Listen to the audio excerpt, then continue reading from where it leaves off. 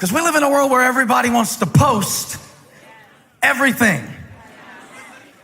And we got people who are more interested in posting than they are in progress.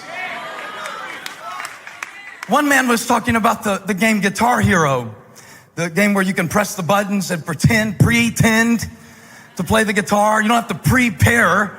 You just pretend. And he said everybody wants to be a rock star, but nobody wants to learn the chords. Preparation is underrated. Preparation is not very celebrated in our culture. It's because we want to post and we need instant validation. We live in the age of outrage, instant outrage, and instant validation. We learn to tweet before we learn to think. Just post everything that you think, like everybody needs to hear what you know. I'm thinking about doing a lesson because it's disturbing me and show you the difference between a journal and a Facebook page. Everything you think does not deserve an audience. Preach, Pastor Steve. Preach to the people.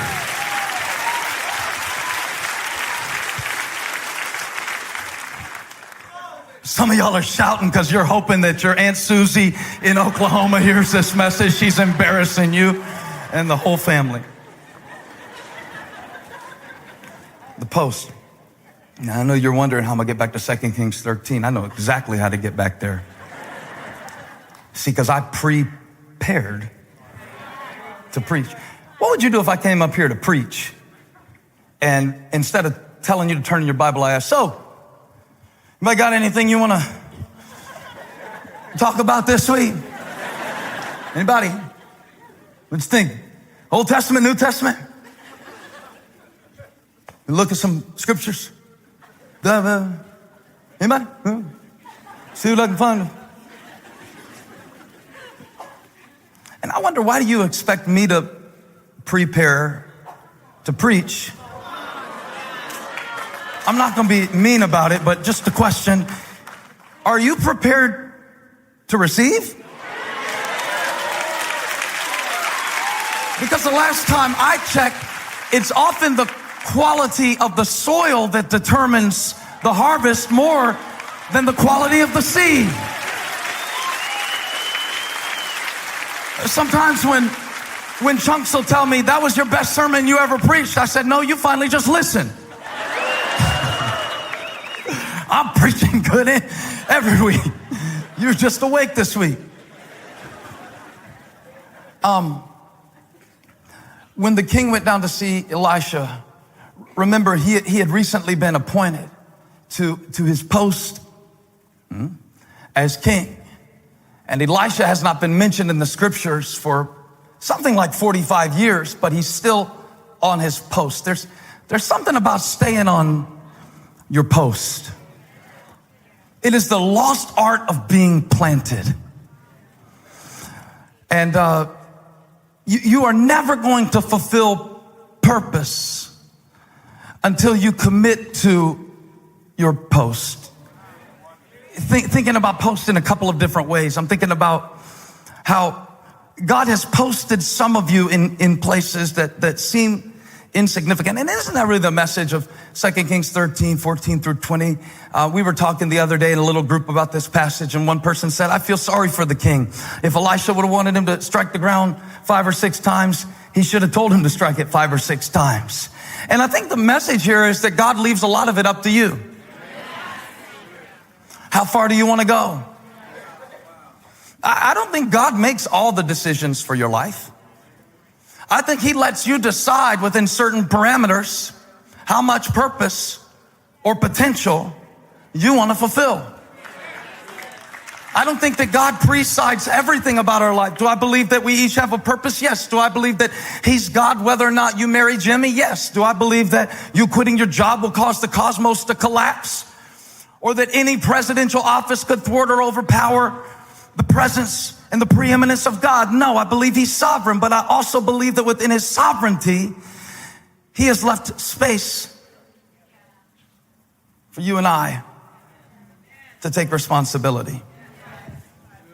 The post.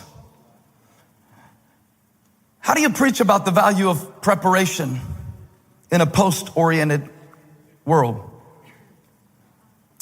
How do you preach to it's not really an age thing. It's not really a social media thing. I mean, I put stuff online too, just like the rest of you, but I wonder sometimes, do we want recognition before we've taken responsibility? Do we need the pat on the back? The battle is won or lost in preparation. This is true of athletes. I can tell you, any athletes in the house? Are there any professional athletes in the house? Any NASCAR drivers in the house? Y'all know NASCAR is not that simple. I mean, it is a very sophisticated sport. I only know because of Joey Brittany. If he isn't racing, I don't watch. I'm not a NASCAR fan. I cheer for 22. Comes to my church. And he told me to come out to a race, to see him race. I didn't really want to go to the NASCAR race. And after I went, I was fascinated. I got to hear his teamwork and everything. And Chunks, who I mentioned earlier, who only half listens to my sermons sometimes. I'm kidding about Chunks. But he turned to me and said something, because when I went to the race, Joey won. I'm not saying it was the favor of God because your pastor was at the racetrack. I would never say something like that. I would only imply it. But he won, and Chunks looked at me on the way home. He said, you know what's interesting about that race? He said, that race wasn't won on the track. It was won in the garage. Because he had been talking to one of your team members during the race, explaining how all week the team is 350 people, he told me, working on that car. You see one driver, and he's a good driver, and if he can't drive, they don't win. But no matter how well he can drive, it's not what happens on Sunday. I feel like preaching a little bit because I think this has something in common with spirituality. It's what happens Monday when they're trying to make the car a tenth of a pound.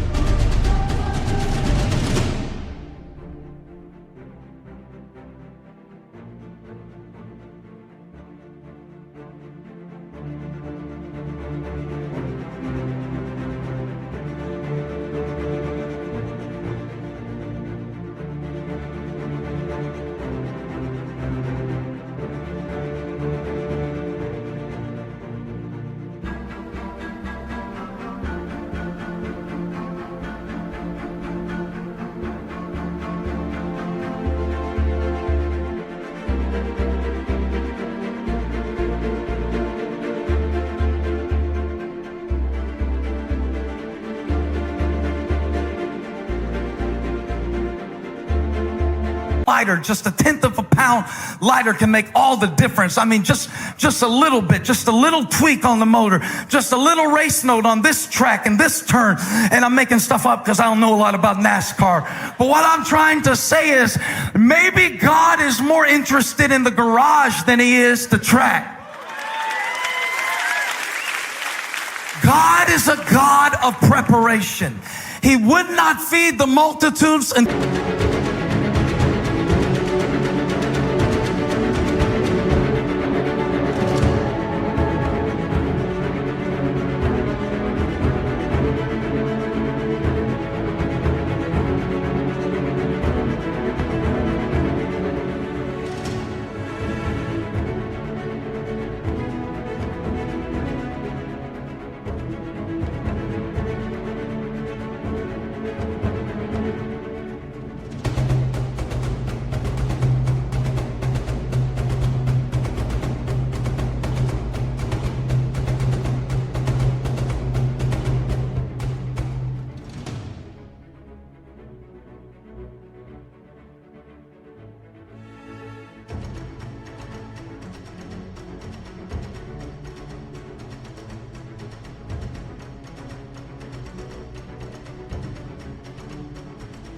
they sat down in the grass.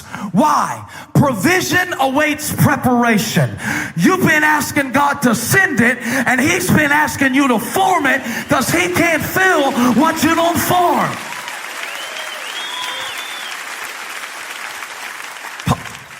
Post, it was decided. The battle had not been fought yet, but Elisha predicted the outcome based on the king's persistence and preparation. Here's what he said. If you won't do the groundwork when it doesn't seem to make sense, if all you want is this, great marriage, happy family, 8-pack, whatever, prayer life, whatever, I don't care what it is. I'm telling you, it's about the garage. He is the God of the garage. Tweaking stuff and fixing stuff you can't see.